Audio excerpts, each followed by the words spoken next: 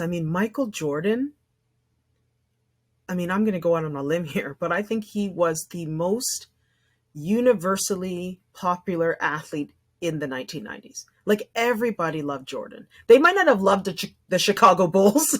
Like I don't think everyone was Bulls fans necessarily, but everybody loved Jordan. I mean, how could you not? I actually still remember that game where he took off from the top of the key and did that jump. They called it the jump man thing. I remember that.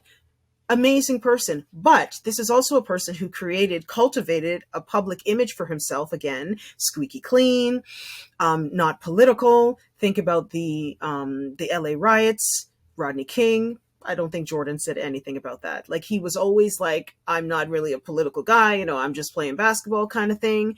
And so what that did in contrast to what was happening in the NBA at that time.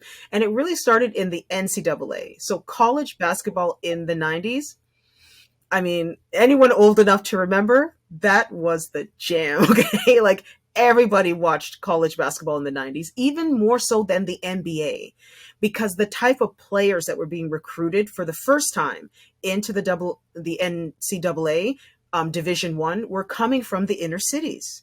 So if you think about to the last question about Nixon, the long-term effects of the Nixon policies for people who were born in the 70s is that they grew up in Nixon's inner city, where you had the sort of the white flight to the suburbs, the disinvestment from Black communities in the inner city. When that generation grew up, they played ball. Okay, they played inner city basketball. The whole image of the courts in the South Bronx or the courts in like the South Side of Chicago, it happened through the 1980s. By the early 2000s, the early 90s, mid 2000s, those little kids of the 70s are now teenagers and or early 20s, and guess what? They got scholarships. They went to the NCAA. They brought with them hip hop culture because that also came out of the disinvestments in Black communities in the 70s, led to sort of a lot of poverty and the quote unquote the struggle that was like really rampant in 90s hip hop that came out of the 1970s and 80s. So again, you have a generation, the hip hop generation, that's now entering basketball, that's then getting drafted into the NBA. So you have the Michael Jordan type who is a little bit older, right? He kind of missed the hip hop generation, having been drafted in the 1984 draft. It kind of passed him.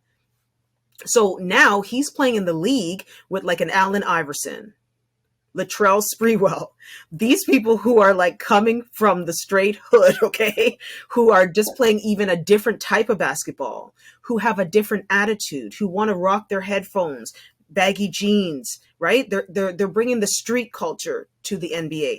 Something to do an alley oop, doing all this stuff that Jordan never really did. It wasn't his era. So what that brought was attention because the NBA loved Michael Jordan because he was so nice.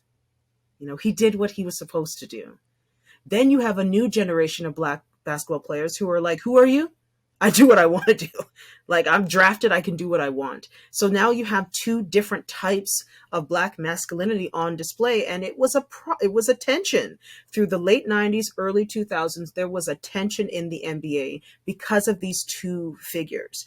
And I would say to you, the tension is still here. If we think flash forward to Colin Kaepernick, flash forward to George Floyd and the NBA, some of them, right? When George Floyd happened, some of those games, they said, we're not playing. And the league doesn't quite know what to do. So what I was trying to really flesh out with the Jordan example in the book, even the Obama example, is that in the present moment, so the moment that we're all alive to experience, when Black men reach really high levels of either celebrity or they enter high levels of politics, there remains a tension between, are you an individual or do you owe something to Black community? And do you have to help Black community sort of uplift as you've uplifted in your individual life? And that's just a tension that we see playing out over the last 10 years, 10, 20 years It's a really hard one to come to an answer on, like what is the right thing to do.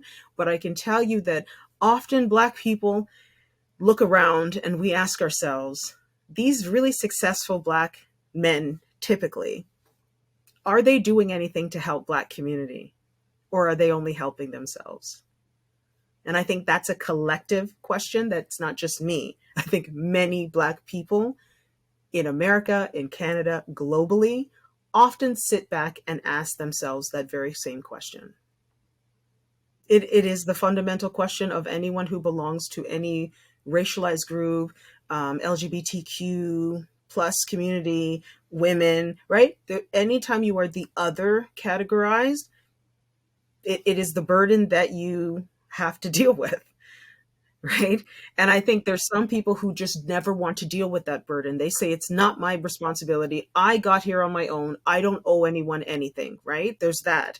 And then there's the other person who's like, I want to help my community. What can I do? And it's like they can't do enough. Right. And they might do one thing and then it seems like they're picking and choosing. So either way, you're screwed.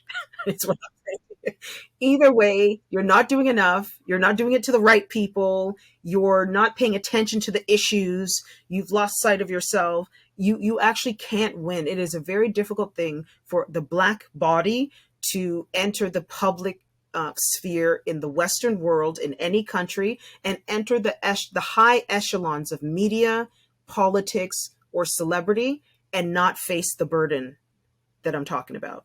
It's almost impossible because of the legacy of Uncle Tom and so many of these archetypes of Black bodies.